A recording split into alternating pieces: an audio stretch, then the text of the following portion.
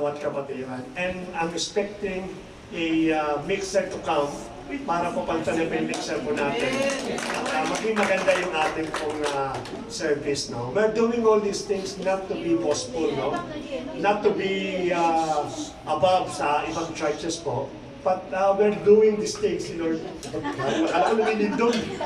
Sabi ko may lindon na Saudi Arabia. We're doing these things in order to gain. Kasi yung ating po binibigyan ng ating papuri at ng kaluwalhatian, it is the King of Kings and the Lord of Lords. And it is what is the best, no? Wow.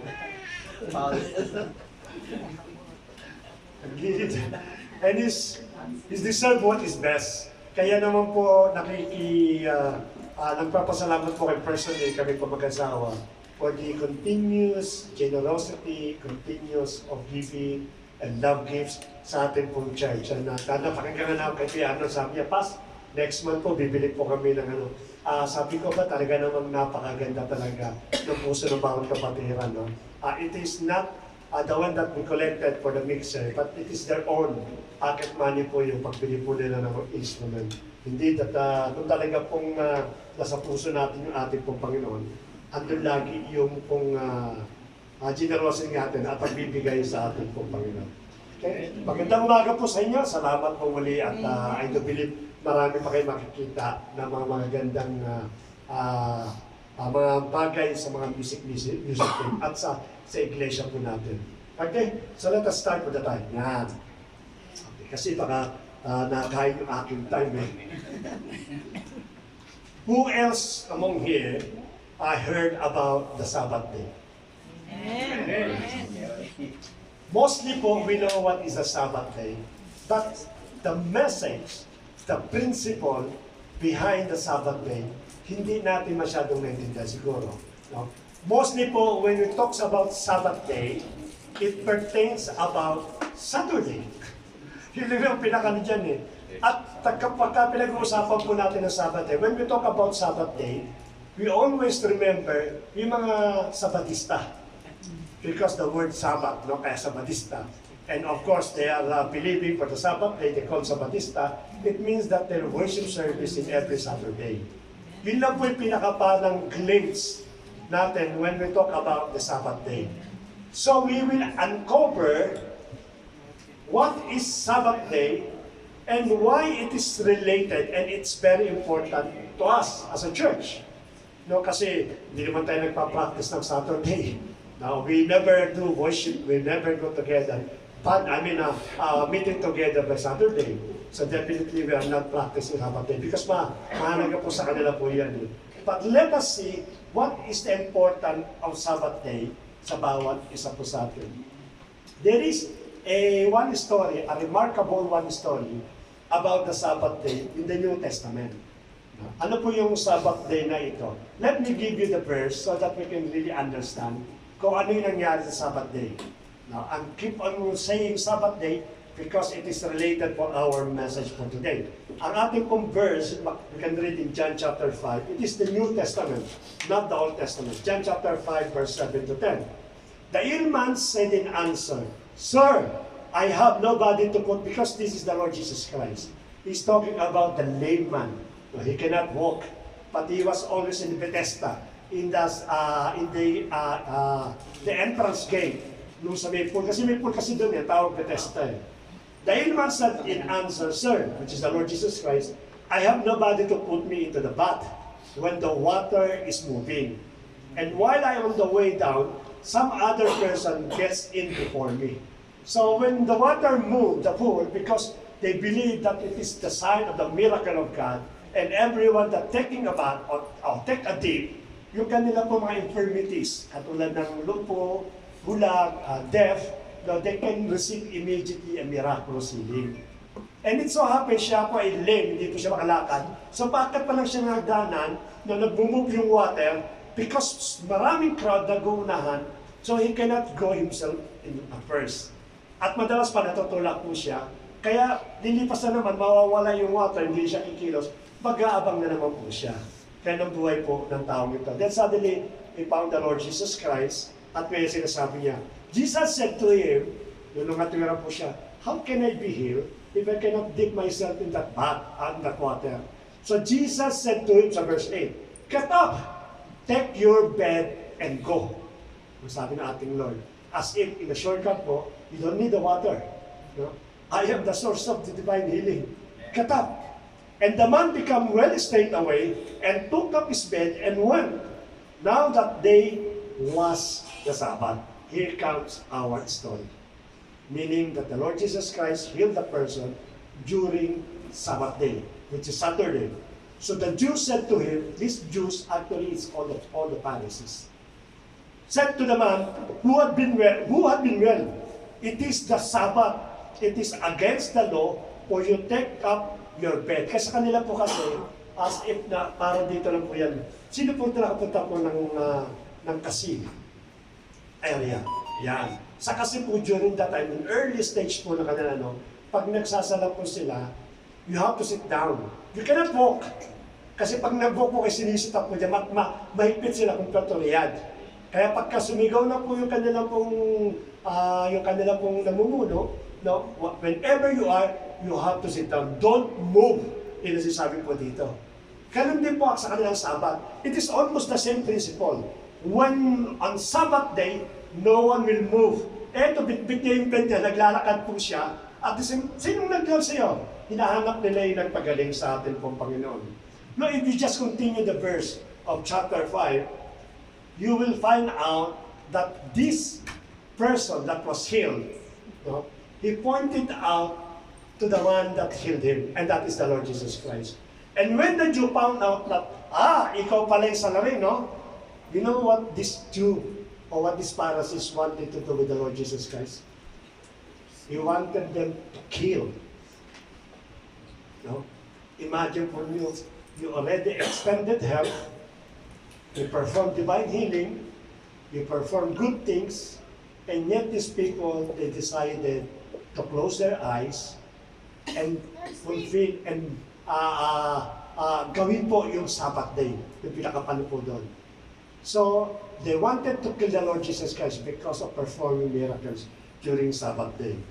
So, if you try to go back with the historical event, why Sabbath day is very, very important and very crucial sa mga Hudyo, because they are Jew.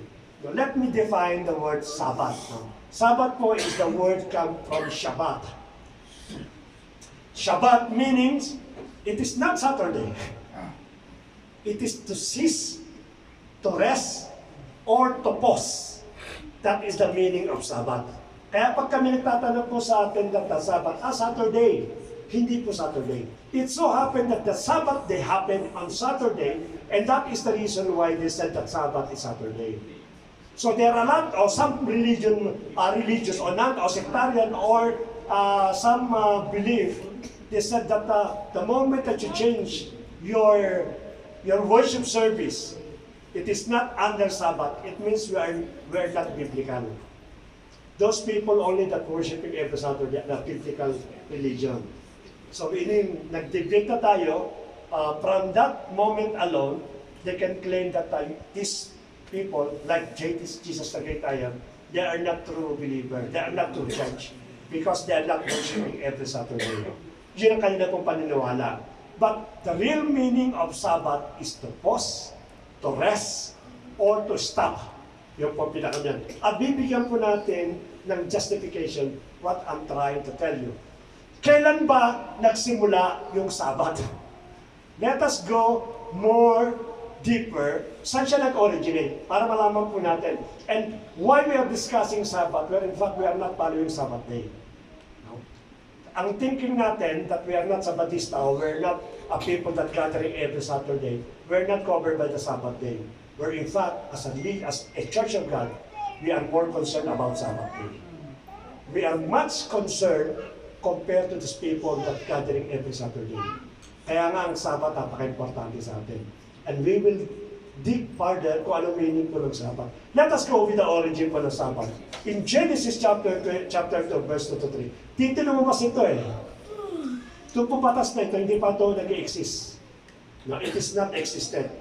Sabi sa verse 2, and on the seventh day, I do believe you know this, the story about this. On the seventh day, God came to end and all of His work. And on the seventh day, He took rest from all the work which He had done. And God gave His blessing to the seventh day and made it holy. Because on that day, He took His rest from all the work which we had made and done. There is no word Sabbath, ha? Remember, yung word na rest ando doon. But the word Sabbath, they never mentioned in Genesis chapter 2, verse 23.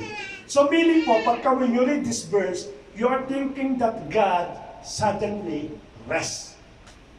But in reality, God never rested. Before the creation, until the end of time, God continually working.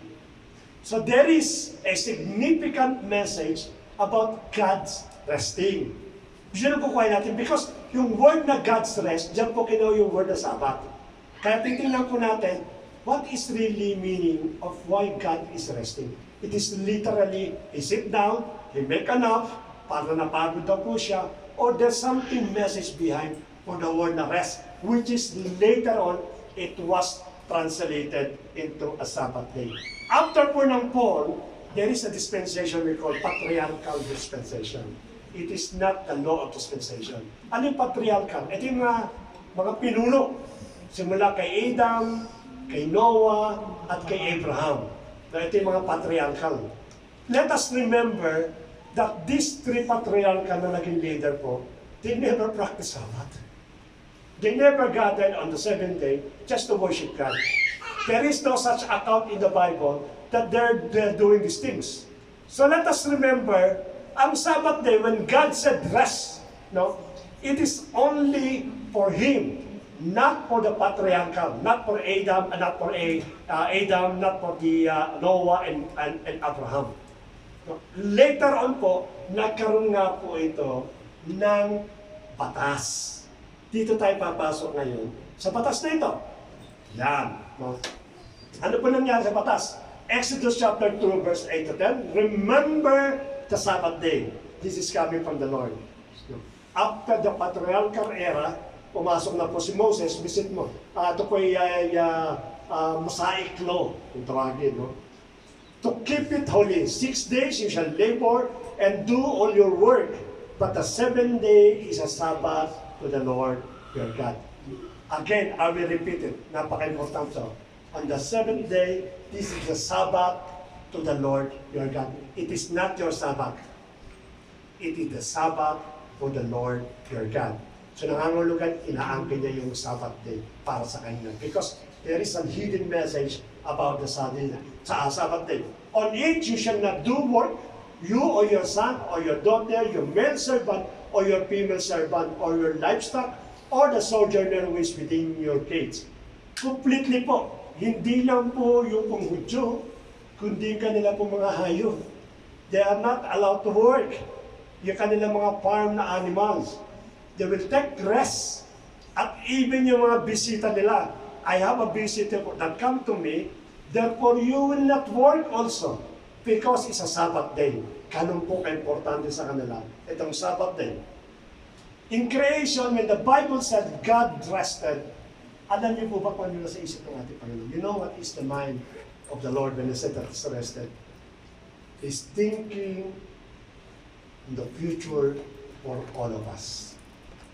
Meaning, Sabbath day, it's really beneficial to each every one of us. Hindi lang ito sa random thinking. Hindi lang po ito sa random decision by God. That suddenly, on the seventh day, okay, I would like to take a rest because randomly. No. When He make the Sabbath day and then later become law, you know what is the mind of the Lord? It is us. So definitely Sabbath day, it is 100% that really belong to us. And what is our benefit for this Sabbath day? Is really thinking about these things. No? Let us remember that ang ating Panginoon po gusto niya na magkaroon tayo lagi ng Sabbath. When Sabbath become law, ayan. Ano po ba yung kanilang practice? I'm just digging the historical. Mamaya po i-apply po natin po ito. What is the historical things that we're doing culturally ng mga Hudyo? Pagkasabat po, itong kanila pong ginagawa.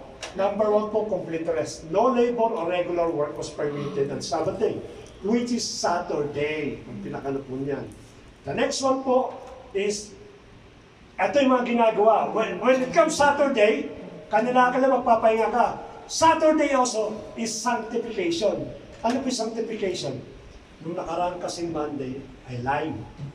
Nung nakaraan kasing Tuesday, ay attack my neighbor by throwing, some garbage word, just a character assassination.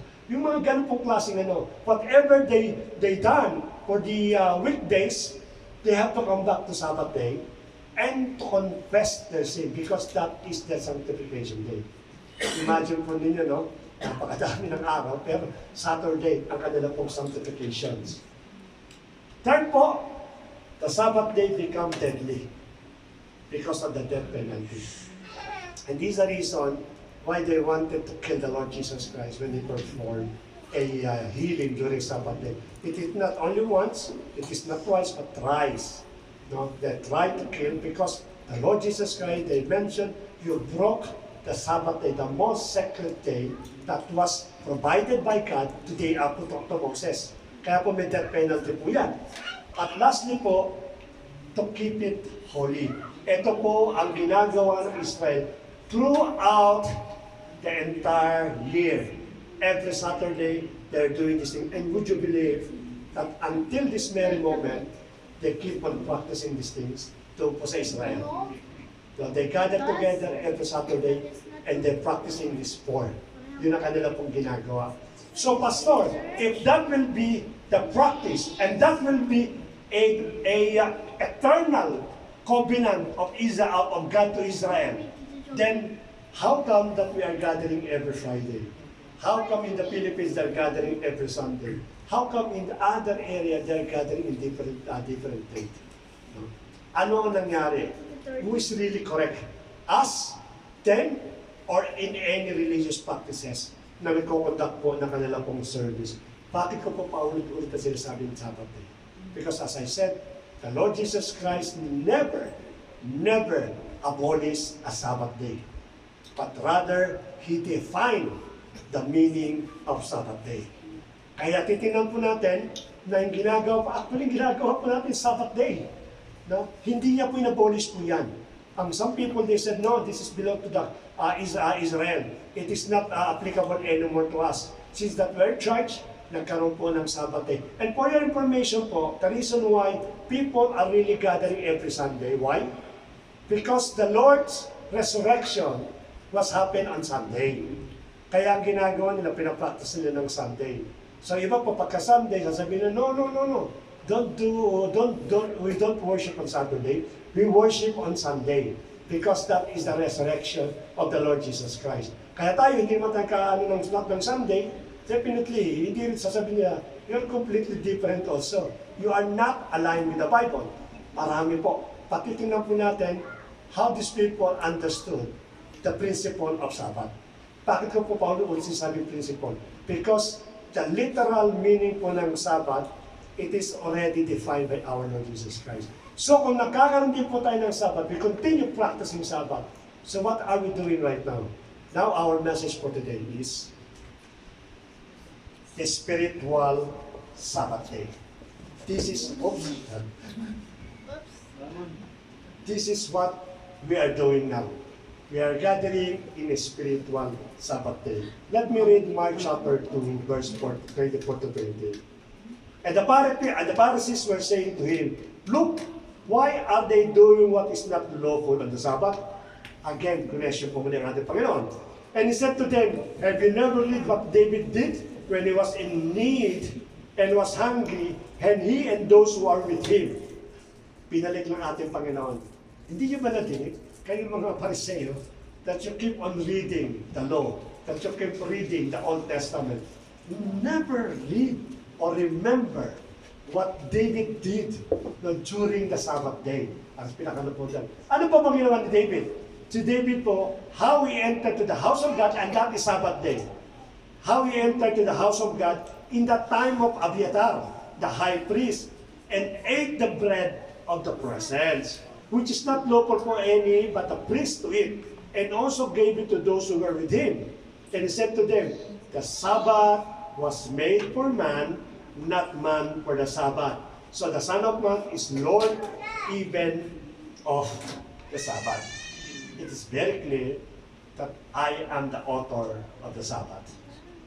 And I will tell you what is the meaning of Sabbath day. Because binigyan niya ng example eh. And right now, the Lord will teach us kung ano ba ang Sabbath day para maintindihan po natin. So that every time that we hear this word, hindi po tayo magkakaroon po ng problema when it comes to people that said that tayo na po nagtitipon every Friday. Though there are some religion, they're still practicing Sabbath day. Judaism, which is the Hindu, the Seventh-day Adventist, the Seventh-day Baptist, the Church of God, and so on and so forth. Marami po nag-practice to. We never tell them that they are unbiblical, no? Because that is the practice, so be it. But the most important po, what is really the teaching of the Sabbath na dapat na ginagawa po natin. We're not under sabbatical covenant of the Mosaic law. Hindi po tayo under po doon. Because yung pong word of Sabbath, yung literal na word of Sabbath, it's belong to the one nation only. And that is Israel. Hindi natin pwede kuhain po sa kanila po yun. But we will go for the principle of the Sabbath. We will not claim for the Sabbath day, Saturday, but we will claim the principle. Because I believe when we talk about the principle, like yung silipin bawat mo sa inyo, you have your own principle. Principle never dies. Ano yung principle mo? Time is gold for me, that is my principle. It will never die. Even though sometimes hindi mo natutupad yung principle mo, but the principle still will live. Ang Sabbath po, may principle po siya. At doon tayo mamumuhay sa principle po ng Sabbath day. At titingnan po natin kung ano issue po ng Sabbath day. The issue of Sabbath day is very important for Christian life. Because it touches our worship, our obedience, our conscience, and our freedom. Therefore, it's very important for us to know what is the principle behind the Sabbath day. Number one principle, that it will live forever. Ano po ba ang Sabbath day? Sabbath day is, it is a personal meeting with God. Kaya pala ang ating Panginoon, nung nagtitig siya ng Sabbath day, He's thinking you. Because ang Sabbath pala, it is a personal meeting with Him. So God blessed the seventh day and made it holy. Because on it, God rested from all His work when He had done in creation. Alam niyo ganito ang storya po niyan. Though you never read in the Bible, but let me do the paraphrasing of what is really happening in the book of Genesis. When God created everything, and He gave it to the man, to Adam and Eve, to manage whatever He created on earth. He gave them the authority and dominion. It's up to you how you manage the earth. Siya nga po yung pangalan, no? He names all the animals, even the plants, I do believe. Adam names all the plants during that time. That is your business. Kung gato gagawin ninyo, kung gato that is your own business. Meaning, in order for the people to grow, to mature, no, God allowed them to decide within the span of a weekdays. Simula po ng Sunday, Monday, Tuesday, Wednesday, Thursday, Friday. Pero pagdating ng Saturday, God knows that you need the rest. You cannot take all this life and pressure because I know that you need one day for me in order to refresh. Tama nga naman dito, sinong tayo natin OFW. Pagdating natin ng Saturday, some people, they started Saturday. Simula na naman ang trabaho. First day of work pa lang, right? Kasi alam mo may pressure.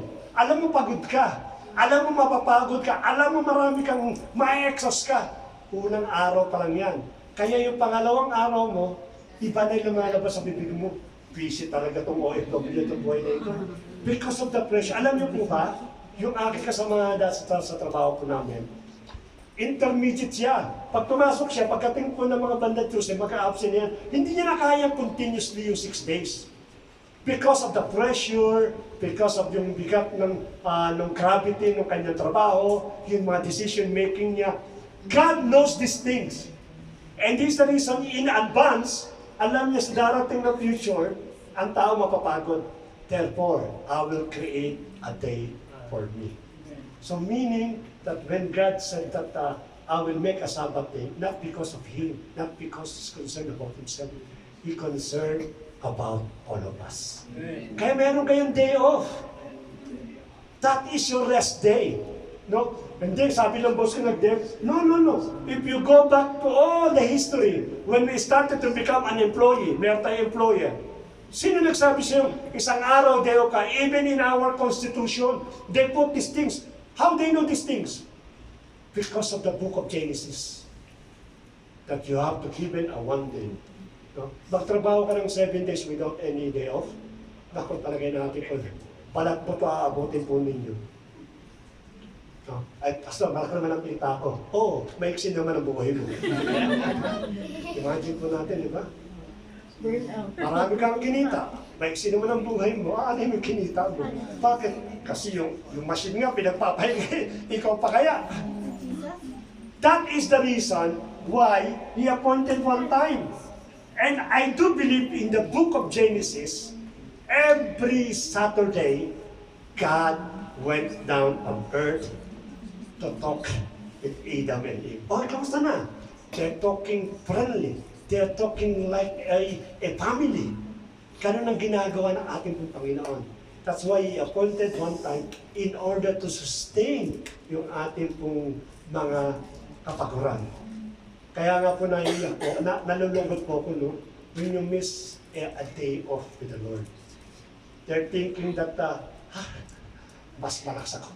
Natulog ako dun, simula Friday, nag-absent ako. Natulog ako ng umaga, nagising na ako ng gabi. Pero may mga tao, when they took a long rest, na pag-gising nila, ano pil nila?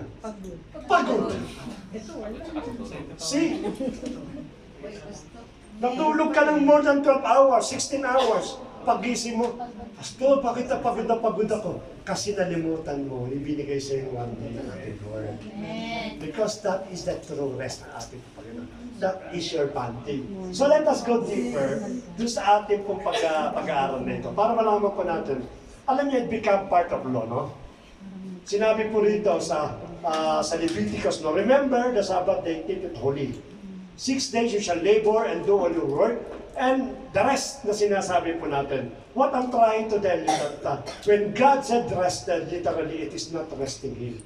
In John chapter 5 verse 17, makikita po ninyo na meron pong word po doon. Sabi niya, me and my Father, we are working continuously.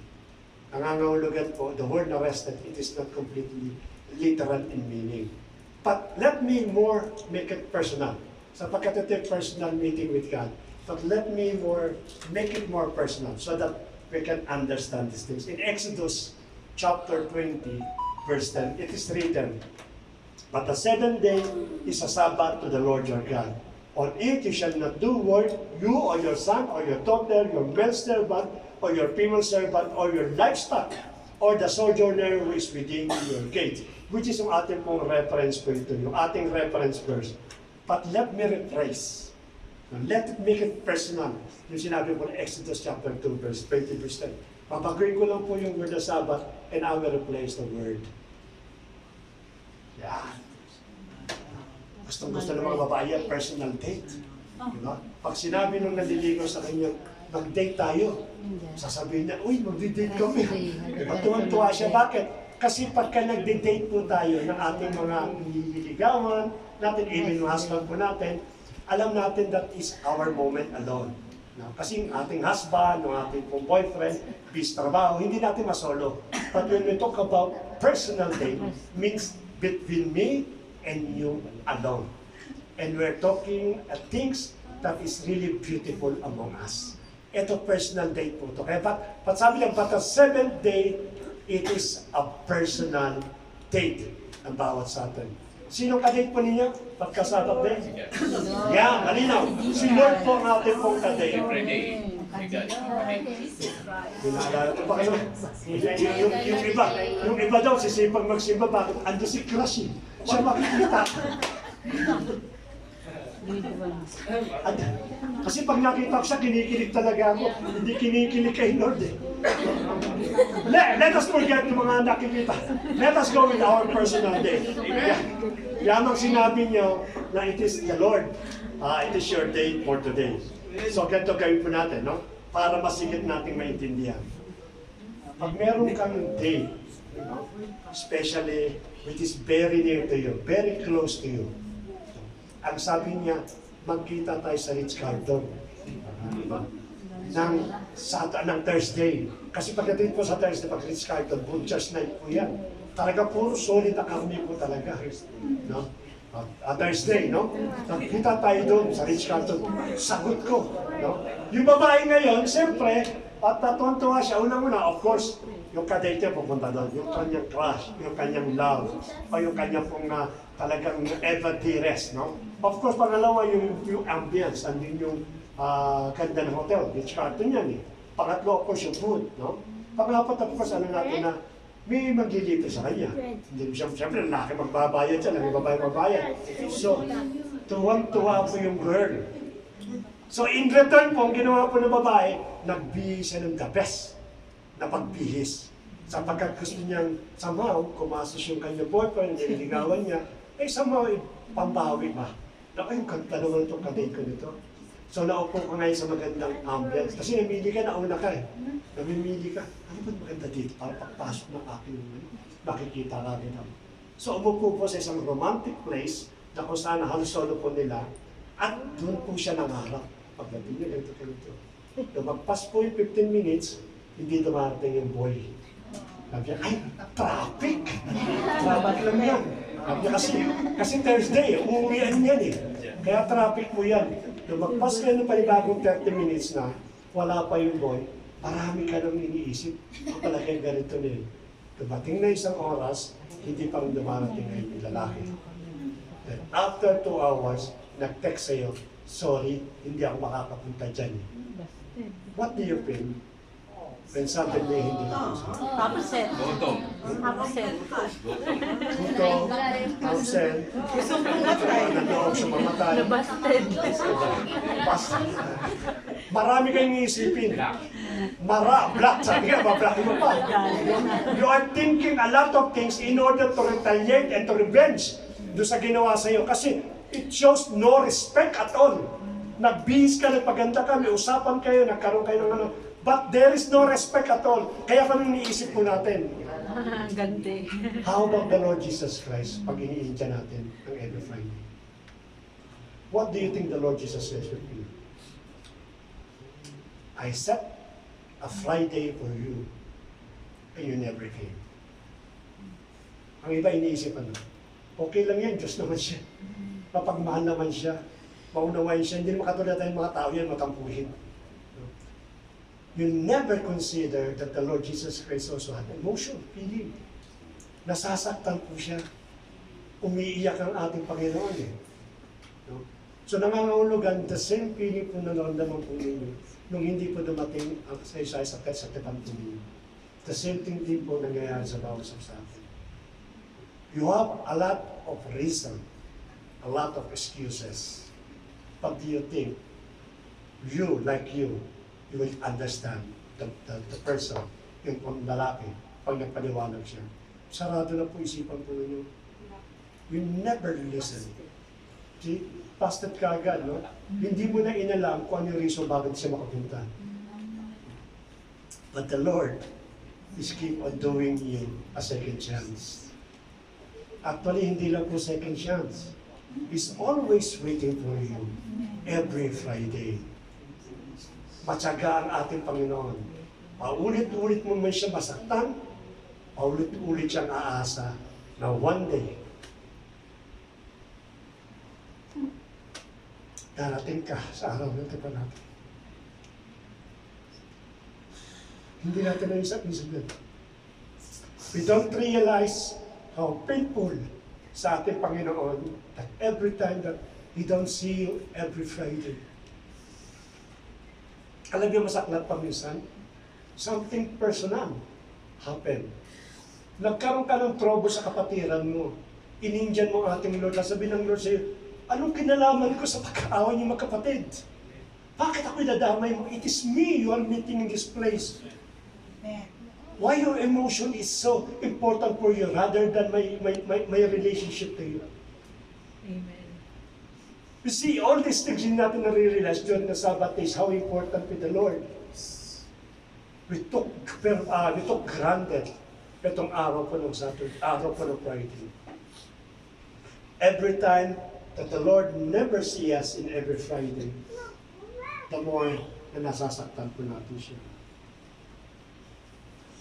Alam niyo, when you talk about to your, not to your wife, to your children, no? Katulad ko, bila ko ama, no one can hurt my children.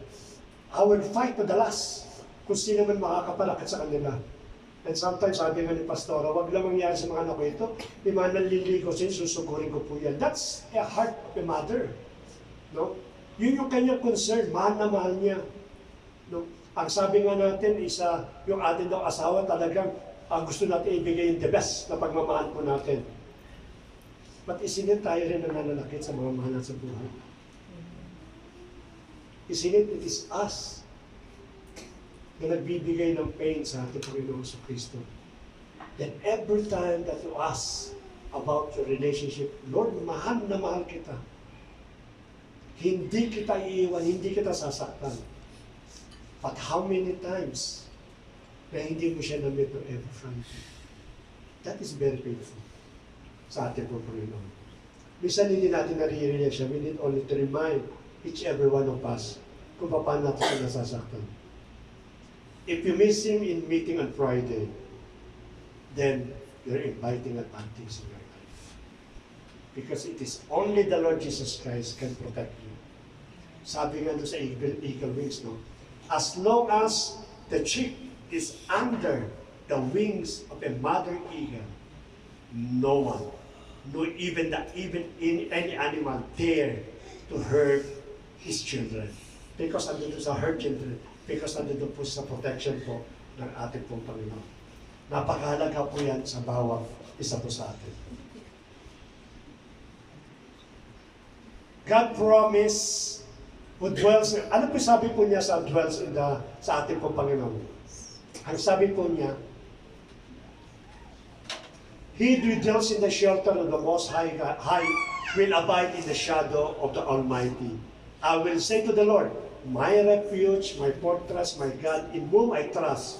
For He will deliver you from the snare of the fowler and from the deadly pestilence. He will cover you with pinions, and under His wings you will find refuge. His faithfulness is a shield and a buckler.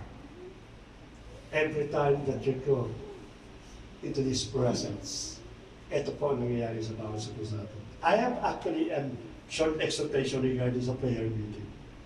Alam nyo, sa mundo daw po natin na ito, kung riligyan natin ng illustration, para daw tayong mga kuting.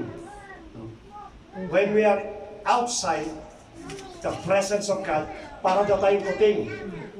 Every trials, every persecution, problems, every crisis na bawat buhay po natin, the enemy will continue shooting his arrow. Kasi pinipressure ka po niya eh. No? Kung titingnan natin yung illustration, yung pong pusa, ang tingin ng demonyo sa kanya is kuting. Especially those people that is really not dwelling in the presence of the Lord. Kasi ito binabanggit po natin eh. So, ang gagawin lang po natin, yung illustration na nakita ko po, yung pong kuting na halos mangniyak-niyak niya dahil siya'y kinakawala lagi, he went inside to the temple of God. Because that is the refuge of that that kitten. Nung pumasok po ito sa temple of God, yung pong David, he keep on waiting. Yung kanyang arrow nakatutok agad sa pinto. The moment that he went outside, I will shoot my arrow of problems, trials, persecution, worries, etc. A lot of arrows ay nakatutong po doon. Inaabangan niya yung kuting. And here comes the kuting. na galing po doon sa loob ng temple ng ating Panginoon. You know kung sino lumabas? Ha? Lion ang lumabas. They suddenly realized, oh, this is not a kuting anymore. He is the lion that ready to devour you. Ready to trample the enemy. Ang ginawa ng demonyo, immediately he ran away for that animals. You see what is really happening when you're inside to the temple of God. He's not only protecting you, but you are giving the opportunity to become the lion. No? At pagkalayo po tayo, definitely wala mo po pwede mag-erap sa atin. What is the second principle aside for personal meeting? Yes, it is a reminder that we are not slave anymore. Tayo daw po hindi na slave anymore. Kasi binanggit sa Deuteronomy, eto sabi po about the Sabbath day. Remember that you were slave in the land of Egypt, but the Lord your God brought you out from there with a great power and show force. Therefore, the Lord your God has commanded you to observe Sabbath day. Why? Because Sabbath day will always remember, will always go back sa iyong memory that I am the one who freed you from Egypt. So maaaring nasabi sa ating pastor, this is literally captives. Hindi naman tayo na captives. We are not slave. We are not captives. We are not in prison. So how could this verse be applied to us? Ito po sabi po sa verse na ito. John 8:32 to 34. And you will know the truth, and the truth will set you free. They answered him, we are offspring of Abraham, mayabang. Offspring kami ni Abraham, we are free man. We are privileged, highly privileged kami. We are rich because we came from the lipi ni Abraham and have never been enslaved. Hindi kami na-slave. Kami ay free man. Papaksabi mo ng tarpay. To anyone, how is that you say you will become free? Free, sabi na po doon. So verse 34 is very clear. And let me be specific sa bawat subsatin. Jesus answered them, truly, truly, I say to you, everyone who practices sin is what? Slave to sin. Means that you are slave to sin. Every time that you committed your sin, hindi natin maiwasan. Pastor, ang hirap kasi iwasan eh. Why? Because you are slave to sin. And every time that you are not coming in every Friday, you are declaring, Pastor, I am slave of my katamaran. I am slave of my antukin. I am slave of like this. Ito lagi yung reason natin eh. Hindi ka mapalaya ng Lord because you are not declaring that you are a free person. Katulad tayo ng mga Hudyo, nung araw nung lumabas sila ng boundary po ng Egypt, they are very joyful. They are singing, to be honest. Singing because they are free at last. For 40 years of slavery, they become free. Kaya yung naranasan nilang freedom, andun po yun. But every time they facing problem, they facing trials, they facing danger, ano lagi sinasabi po nila? They wanted to go back to Egypt. Gusto lang ulit slave, doon kami, balik kami doon. Diba ganyan ang ginagawa natin? Every time that we're facing worries, problems, Lord, I am slave. You cannot do anything. We want to go back to sa pinakano. And in fact, to be honest, we are trying to solve our own problems, which you cannot solve it anymore. Ano po tayo? Pinalaya tayo ng Lord eh. Let us not go back let us not go back sa pagiging bondage po natin. We are free indeed, ang sabi po doon. In every decision we make, don't depend on the emergency. Huwag tayo mag-depend po sa emergency, sapagkat pag nag-depend ka sa emergency, it is the wrong result po yan. Always include God sa ating pong mga decisions. Psalms 56, ang sabi po dito, my enemies trample on me all day long, for many attacks me proudly. When I am afraid, I put my trust in you. In God, whose word I praise. In God I trust. I shall not be afraid. What can flesh do to me? Yun ang sinasabi po doon. Kung tayo daw po ay magtitiwala sa ating Panginoon, kung tayo daw po aangkinin natin ang buong buo that we are a free man, therefore you are free indeed. Marami po tayo rito mga bondages. Hindi ka na po i-itemize. Kayo po nakakanaw. For so many times you are trying to defend, you are trying to justify your shortcomings, sapagkat, pastor, kasi ganito ako, kasi ganito ako eh. That's not true. Meaning you are still slave. Slave pa rin po kayo ng mga bad attitude. Yung pong, hindi ko mapigilan, pastor, kasi pag may nagkwento sa akin ang buhay ng ibang tao, nagkukwento na rin ako ng buhay ng kapitbahay namin, ang buhay ni Pastor Bernard, ang buhay ni Pastora. Kinukwento ko na rin kasi natatangay kasi ako eh. Kasi ayoko naman, pastor, pasimulong siya. Nag-open siya, kaya nag-open din ako sa ganyan. Hindi mo pwedeng dayain ng Lord. You are a slave of your tongue. Kaya hindi mo siya mapigilan. No? O kaya yung mapanghinala ka. No, na parang something lang na minakita ka na hindi maganda, naghihinala. Actually, yung mga petty case na, bakit hindi ka nagsimba? Kasi nung dumaan ako kay pastor, tsaka kay pastor, hindi mo lang ako binati na hi. Kaya wala kwenta yung simbahan niya. Hindi ka nabati. At nagtampo ka, iniwan mo yung pagsisimba. No? Imagine kung yun, napakababaw po. Hindi natin maiwasan. Lumipat ka ngayon sa ibang simbahan. Ay, hindi ka nabati ni pastor. Walang kwenta din yung ano, hindi ka pa sa simbahan dito. Sino ngayon na may problema? Siya may problema. Because he was slave ng kanyang attention. Matakaw po yan. May isa pa, bago ako magpunta sa pangatlo po. No? Ito po, talamak po ito. No? I hope na hindi po tayo ma-slave ng ganito po. Nag-post ka sa gabi. Ang ganda ng post mo. Katulad ng aking anak, magpapaganda. Dad, ito ba maganda ba ito? Ito ba, hindi ito. Itong shot na ito, mamimili ka. No? Pag sinabi, eto anak maganda ito, ipopost sa gabi yan. No? Kinabukasan na naabangan yan. Likes. Comments. No? Pag nakakita ng tatlo, pampira yung mga kaibigan ko, tatawagin, "Uy, bakit di ka nag-likes? Hindi na kita friends." Yun ang buhay po ngayon. Therefore, you're a slave ng ganito klase po ugali. First, sabi po dito, it is a reminder to all of us kung bakit po tayo nagpupunta ng Friday. I came here right now to declare to each every one of you, I am a free man. Kapagkat yun ang symbol po ng pagka-atin ng Sabbath day. To declare that I am a free man.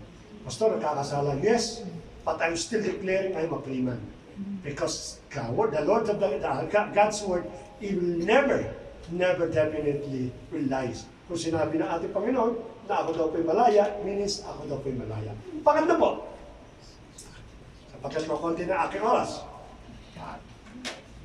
Mark 2, verse 22, then Jesus said to them, the Sabbath was made to meet the needs of people and not people to meet the requirements of the Sabbath.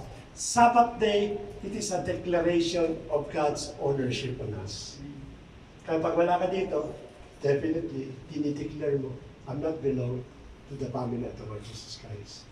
Sabbath pala, yung palang ibig sabihin pala nun.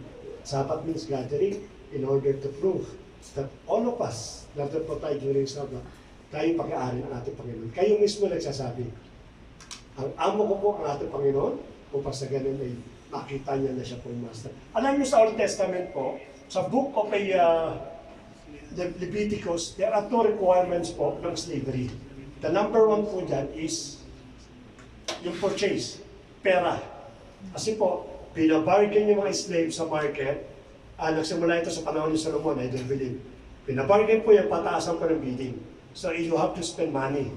Kung sino pinapataas na nagbayad po, sa kanya mapupunta yung slave.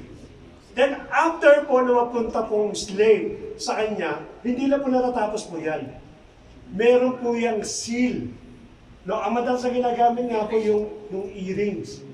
Kaya po yung mga lalaki, be careful kayo. Kasi pag susot kayo ng earrings, nangangahulugan po, you are saying that I am slave. Slave kayo maaari ng trabaho ninyo, slave kayo ng pride ninyo, slave kayo ng pagiging conscious sa katawan ninyo, slave kayo ng yabang, or so on and so forth. That is the meaning of the earring. No? During that time, it means that slavery, slave ka. Kaya pag naglalakad ka sa market, ang gagawin ng mga tao nakakita sa'yo, hindi ka pwedeng kuhain. They will never touch you. They will never catch you. Because the moment na nakita po nila yung earring, there's somebody on this person. Means that he is slave. Yan po pinakano po niyan. So bakit ko po pinakita po ito? These two requirements, it is done by the Lord Jesus Christ. sa bawat sa atin. In order for all of us, gawin niyang pag-aari. Ano una-una? The number one requirement is purchase, right? Binibili daw tayo. Let us see how the Lord Jesus Christ purchased us. 1 Corinthians 6:20, you were bought with a price. Anong price mo pinabili sa inyo? Blood of Jesus. It's life, it's blood. No? Hindi lang simple money, hindi lang simple talent. Yung talent, binag-exhort sa atin kagabi. Nanda parang bulag ka talent, no?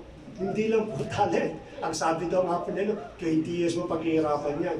Still, you can still buy. You can still manage to return. And within 20 years, yung binayad sa'yo. Pero yung buhay ng ating Panginoon is priceless. Yun ang ipinabayad po niya. He paid us, He bought us by His life. Yun ang ginamit po niya. So nangangahulugan po, the first requirement already met. We are purchased. What is the second requirement? Is the sealing. Paano po tayo sealing ng ating pong Panginoon? Yun!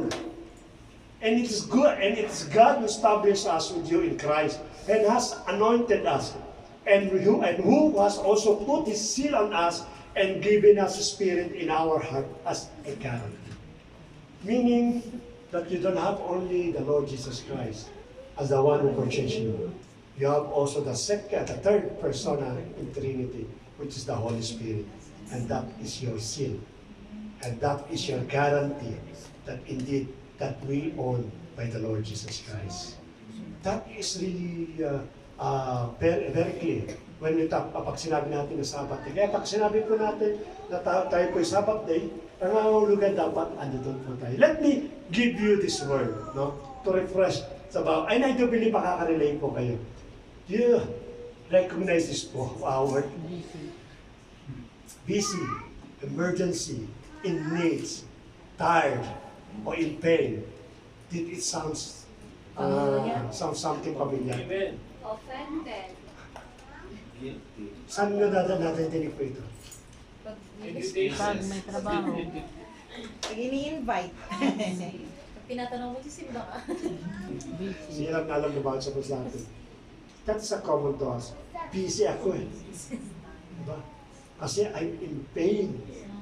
Hindi ko kaya mamarap sa mga kapatiran. I'm tired. I'm working in the evening shift. So I just came in the morning. So I'm tired. Emergency kasi. Ang pinaka natin, emergency. Ito yung type of excuses in order to escape the Sabbath. And it is very famous sa bawat isa po sa atin. Alam niyo, every time that we are using these things, it is the same paraphrase that saying, Lord, Jesus, you are not my master anymore. You are not my Lord. I am now the Lord of my life. I want to direct.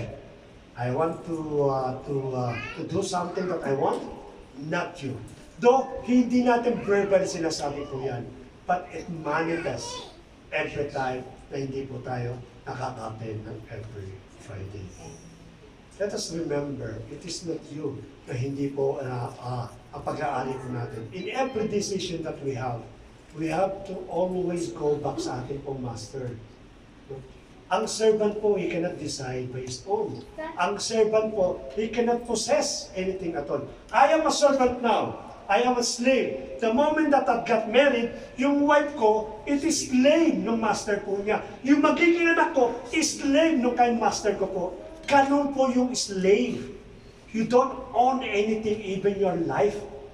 It's belong to your master. But is this really happening to us? Master ba talaga natin ang ating Panginoon? Or minamaster lang ba natin po siya? You have some decisions sometimes that it is the Lord. It is the center of your decisions.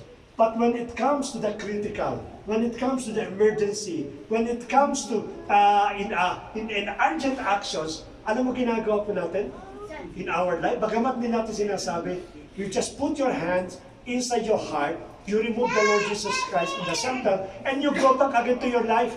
Tabi ka muna, Lord. Hindi mo kaya yan. Ako muna ang mag-decide. Kasi kinakailangan ko na. Tomorrow, I need my money. alis ka muna dyan. Sit muna. Tatawagin ka kayo, no? No? You don't trust God alone. Nawawala yung ownership natin.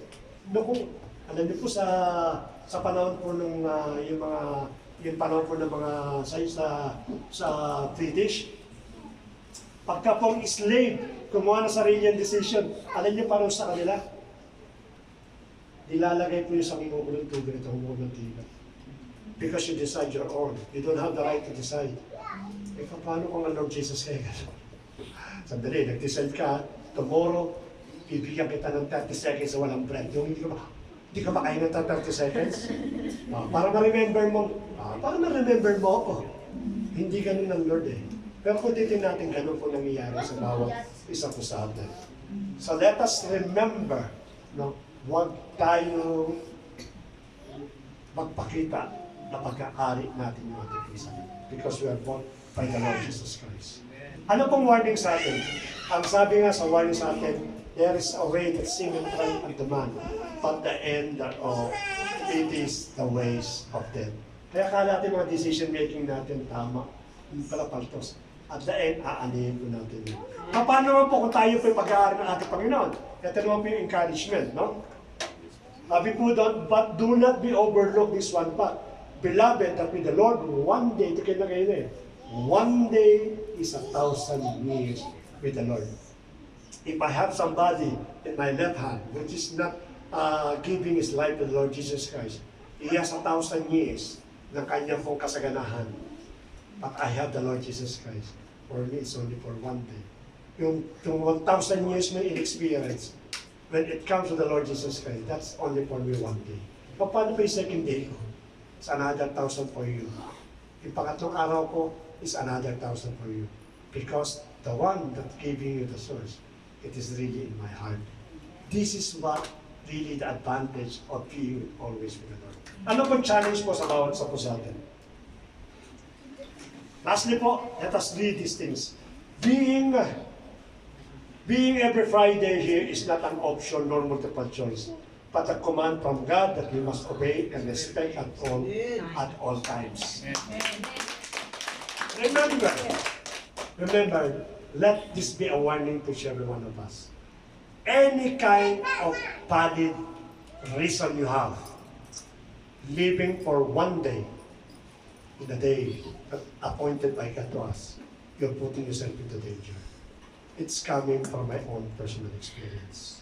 I already told these things and I will tell you again that only skipping for one Sunday na sa Pilipinas po, I'm thinking that it will not harm at all. Anyway, I've been serious and I've been regularly attending every Sunday. I am a minister of the Lord Jesus Christ. I am a worker of the Lord Jesus Christ. One Sunday lang, Lord, skip lang ako.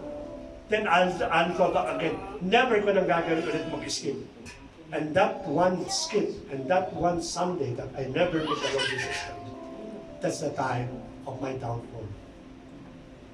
I backslide, I become worse person, I even, trying to throw a bad word sa aking mga pastor, I keep on lying, I keep on insulting this mga born-again Christian.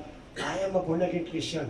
But during that time, I'm insulting all the born-again Christian. I'm insulting the Church of God. Just one Sunday skip, and that is completely my downfall. Kaya let us remember, napakalaga po ng Friday sa bawat Sunday. Whenever that you face, that you attempt to live, not to attend every Friday, always think, what will be the consequences of this simple thing that I'm thinking simple things sa bawat isa po sa atin. Let me give you this final verse. Psalm 27 verse 4, one thing have I asked of the Lord, that will I seek after, that I may dwell in the house of the Lord all the days of my life. Again, ulitin ko, it is David who said this thing, that I may dwell in the house of the Lord all the days of my life, to gaze upon the beauty of the Lord and to inquire in His temple. I hope that will be also the desires of our heart right now. That one thing for sure that I might desire, to always dwell in the temple of the house of God. Sapagkat alam ni David kung gaano ka-importante po yung presence ng Lord sa bawat sa puso natin. Friday worship service, it is not something like a regular schedule sa bawat sa puso natin. Ulitin po namin, Friday worship service, it is your personal date with the Lord. It is an appointed time. It is between you and your date and with our God. Kaya again, when some temptation come, always think it is not the church that you're attending will be loose or magkakaroon ng apekto. It is not the pastor, but it is the Lord Himself who is your day in every Friday. Let us all stand. Hallelujah. Glory and honor be unto you.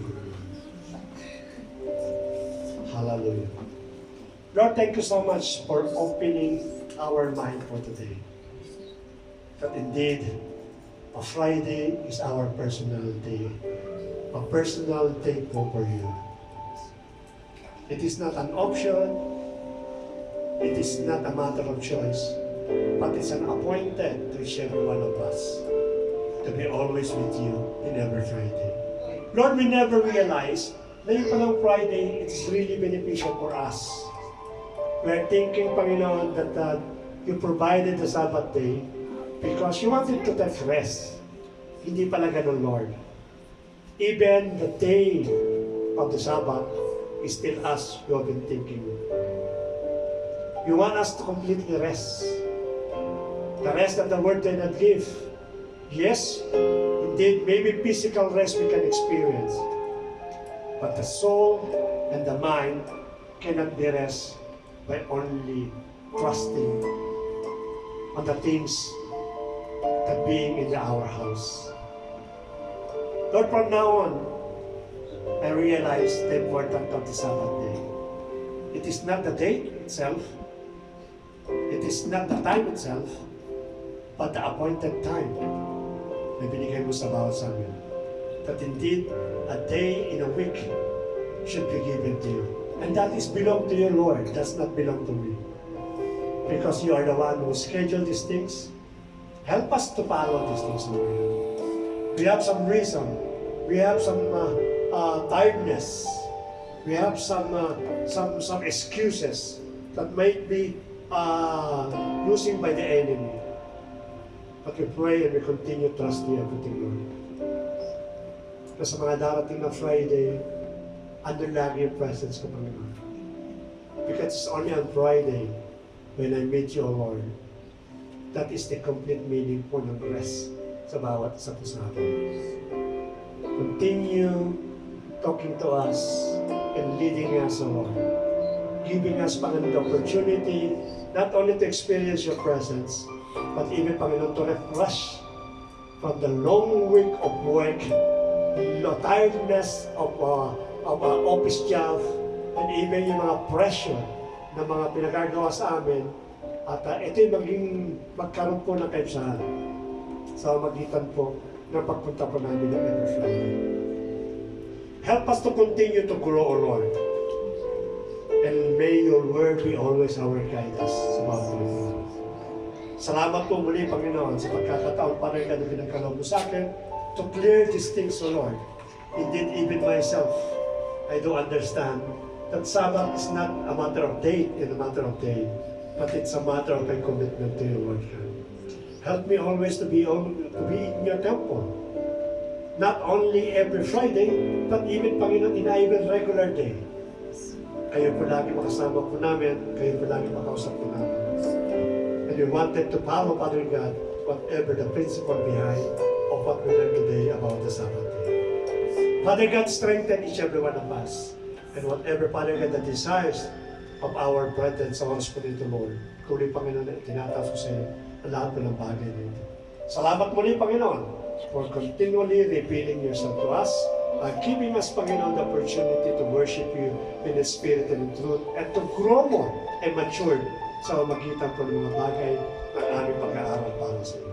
Indeed, the Lord, you are worthy to worship and adore in all our life. Kaya ng Panginoon, sa oras po ito, will continually, Panginoon, be with you and honor you, Panginoon, sa lahat po ng mga bagay na ito. To you, we bring back the glory, the praise and adoration in Jesus' mighty name. Amen. Tayo po